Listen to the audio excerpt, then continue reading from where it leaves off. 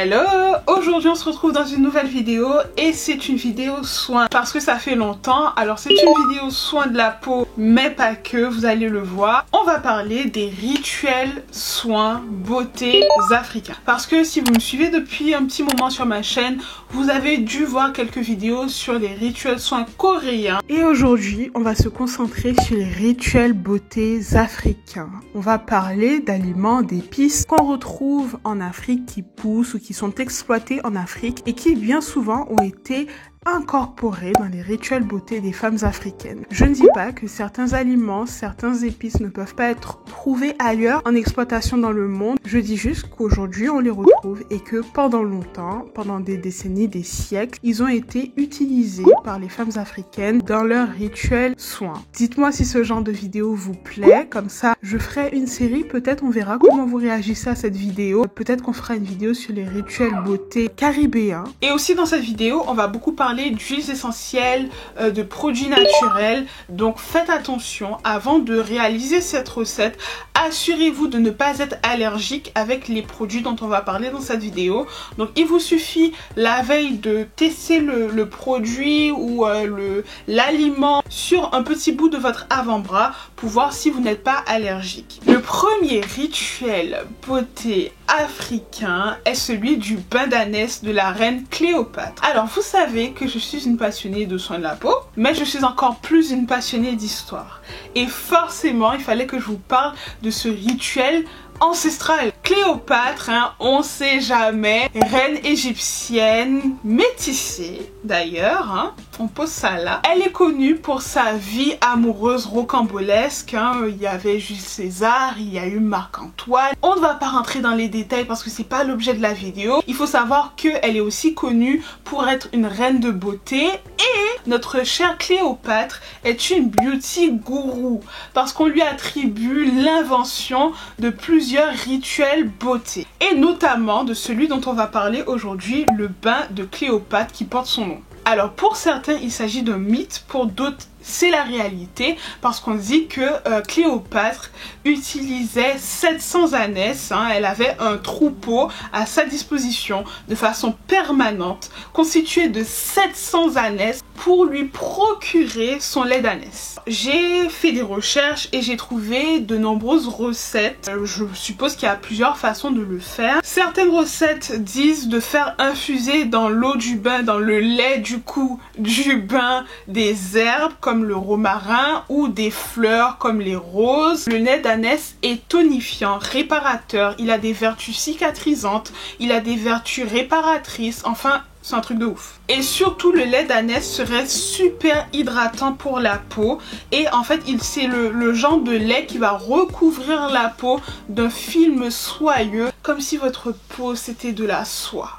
On dit que dans son bain, elle y ajoute du miel et le miel est utilisé depuis l'Antiquité en Afrique, notamment en Égypte, comme un baume protecteur et nourrissant. Il y a des pays comme l'Éthiopie ou Madagascar qui sont de grands producteurs de miel, même s'il peut exister d'autres pays qui vont produire du miel, mais ce sont les principaux producteurs de miel en Afrique. Et le miel a des vertus purifiantes, réconfortantes, nourrissantes et hydratantes. Donc c'est excellent pour la peau. Bon, je commence par faire couler mon bain et je mets à température tiède. Ensuite, je viens prendre mon lait en poudre que j'ai acheté en maison bio. Je pense que vous pouvez en trouver partout près de chez vous. Et pendant que l'eau est en train de couler dans mon bain, je vais en profiter pour mettre mon lait en poudre pour que ça puisse se mélanger. Et si vous avez de quoi mélanger, je vous conseille de mélanger votre lait en poudre pour que ça ne crée pas des grumeaux dans votre baignoire et que ça ne bouge pas votre baignoire. J'en profite que le bain soit encore en train de couler pour rajouter le miel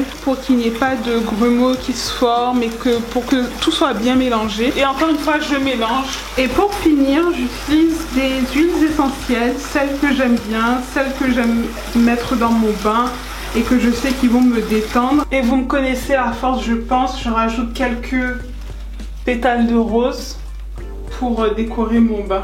Donc voilà ce que donne le bain en définitive. Je vous rassure, ça s'est complètement liquéfié, il n'y a pas de grumeaux dans mon bain et ça sent super bon et ça c'est grâce aux huiles essentielles. C'est hyper hyper relaxant et je recommande comme bain lorsqu'on rentre du travail, en hiver, qu'on veut se poser. Ça change des bains qu'on fait habituellement. Et j'avais des a priori au début sur cette recette. Je me suis dit mais dans quoi je me suis embarquée? Mais en fait ça va. C'est pas aussi terrible que ça, c'est hyper relaxant. Donc moi je vais profiter de mon bain. Je l'ai fait une fois. Je n'ai pas testé suffisamment pour vous dire si c'est vraiment un miracle en termes d'hydratation pour la peau. Je ne peux pas vous dire que c'est révolutionnaire. Par contre, quand je suis sortie du bain, ma peau elle était douce. J'ai remarqué qu'il y avait ce petit film soyeux, un petit film en fait qui était resté sur ma peau malgré que je me sois rincée après. Ensuite, le deuxième rituel africain dont on va parler dans cette vidéo, ça concerne l'hibiscus. Et je vais vous proposer une recette de masque à l'hibiscus. Alors tout d'abord, il faut savoir que l'hibiscus est originaire de l'Afrique de l'Ouest. On le connaît, c'est quand même quelque chose de très connu parce que les fleurs de l'hibiscus servent à réaliser un jus qui est très connu, qui est le bissap.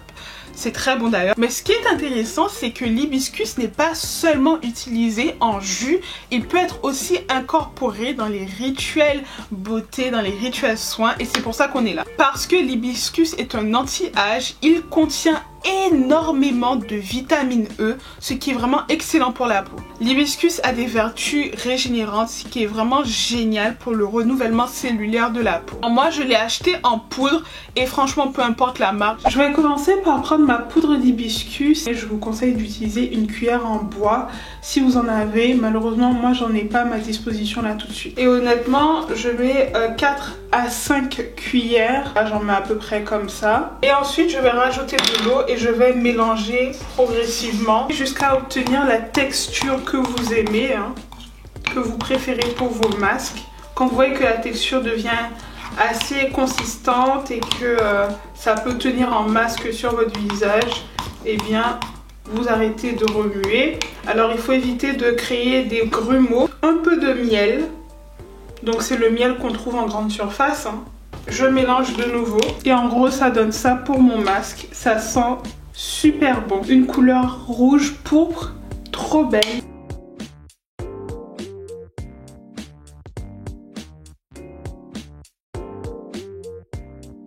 Et lorsque j'ai appliqué ce masque, j'ai trouvé que ça m'a donné de l'éclat, ça m'a donné bonne mine de façon presque instantanée. Ma peau, elle a vraiment aimé. Ma peau n'a pas réagi bizarrement alors que vous savez que ma peau est extrêmement sensible et réactive. Au contraire, ma peau était vraiment éclatante le lendemain et juste après. C'est tout ce que je peux dire pour ce masque-là parce que c'est la première fois que je réalisais ce masque sur ma peau. La troisième recette est aussi un masque parce que vous savez que j'aime les masques. À l'heure où je filme cette vidéo, on est en confinement et lorsque tu es en manque de masque, tu es en rab de masque et que tu sais pas quoi faire comme masque pour ta peau, eh bien tu vas piocher un peu dans ta cuisine, tu vas prendre certaines petites choses qui te permettront de réaliser ta routine soin de la semaine. Et ce masque là, il est quand même assez connu. C'est un masque au miel et au curcuma. Le curcuma, c'est une épice qui est cultivée principalement à Madagascar, même si on peut trouver des productions de curcuma ailleurs dans le monde, mais ce n'est pas l'objet de ma vidéo. Je me concentre sur le continent africain aujourd'hui. Alors, le curcuma a des vertus antibactériennes et antidouleurs. Elle a des vertus antioxydantes et purifiantes. En ce qui concerne le miel, eh bien on en a déjà parlé au début de cette vidéo, donc on ne va pas y revenir. Commencez par le miel. Et vous mettez l'équivalent de 4 cuillères, juste ce qu'il faut pour votre visage. C'est vraiment très simple comme recette. Vous prenez votre curcuma moulu que vous pouvez trouver dans n'importe quel supermarché. Et j'ai retrouvé ma cuillère en bois. Alors ma cuillère en bois ne rentre pas, donc vous mettez l'équivalent de 2 cuillères. Il est inutile d'en mettre plus parce que le curcuma tâche énormément. Donc c'est pas la peine d'en mettre plus de 2. Ensuite avec ma cuillère en bois, je vais simplement venir mélanger le tout. Et une fois que le mélange est homogène et que la poudre s'est presque, on va dire, dissoute dans le miel, et bien votre masque est fait. Et ça m'a pris 30 secondes. C'est génial. C'est un masque qui va vraiment se focaliser sur l'éclat de la peau. À la première utilisation, votre peau va être soyeuse, votre peau va être éclatante. Encore une fois, faites attention à ceux qui pourraient avoir des réactions allergiques. Je sais que ce sont des aliments qui peuvent provoquer des réactions allergiques, donc faites attention. Ensuite, le dernier rituel beauté soin de cette vidéo, c'est un jus, parce que on se concentre sur la beauté extérieure de notre peau, mais aussi sur notre beauté intérieure, d'un jus à la mangue et à l'ananas. Alors la mangue, c'est un fruit qui initialement est originaire d'Inde, mais c'est un fruit qui est cultivé dans à peu près tous les pays tropicaux, donc on le retrouve forcément en Afrique et pas que d'ailleurs, on le retrouve aussi dans la Caraïbe. Que la mangue, au-delà du fait que c'est super bon et que c'est l'un de mes fruits préférés, en fait c'est très riche en vitamine C. La production africaine de la mangue, elle est principalement située en Afrique de l'Ouest et en Afrique centrale. Et la mangue, hein, elle a des vertus amincissantes. L'Afrique est aussi un producteur d'ananas et la production de l'ananas, elle est principalement située en Guinée, au Togo et au Nigeria. C'est vrai que l'ananas a des vertus amincissantes. Alors boire de l'ananas, manger de l'ananas le matin à jeun, c'est excellent pour l'organisme, pour la digestion, c'est vraiment très bon. Je commence par couper mes fruits. Moi j'ai mis un ananas en entier parce que je fais du jus pour 2 personnes, mais vous pouvez utiliser un morceau d'ananas, hein, vous n'êtes pas obligé de tout utiliser. Et j'ai coupé les rondelles en 2 pour faciliter l'entrée dans la machine. Et c'est parti, hein.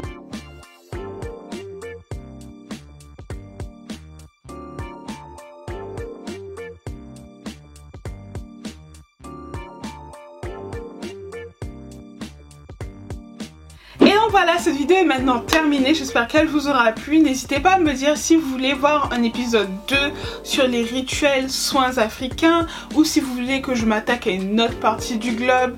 N'hésitez pas à me dire tout ça dans les commentaires parce que vous savez que je suis passionnée de tout ce qui va tourner autour des soins de la peau, tout ce qui va traiter de la beauté des femmes. J'aime vraiment ça, donc voilà, j'ai vraiment aimé faire mes petites recherches et filmer cette vidéo. Abonnez-vous si c'est la première fois que vous me découvrez. Ici on parle de soins de la peau, on parle d'histoire, on parle de féminité, donc n'hésitez pas à rejoindre la communauté, activer la petite cloche pour être informé à chaque fois que je poste une nouvelle vidéo. Rejoignez-moi aussi sur Instagram parce que c'est là que tout commence. Et puis en attendant, croyez en vos rêves, aimez-vous. Moi je vous aime et je vous retrouve dans une prochaine vidéo. Ciao!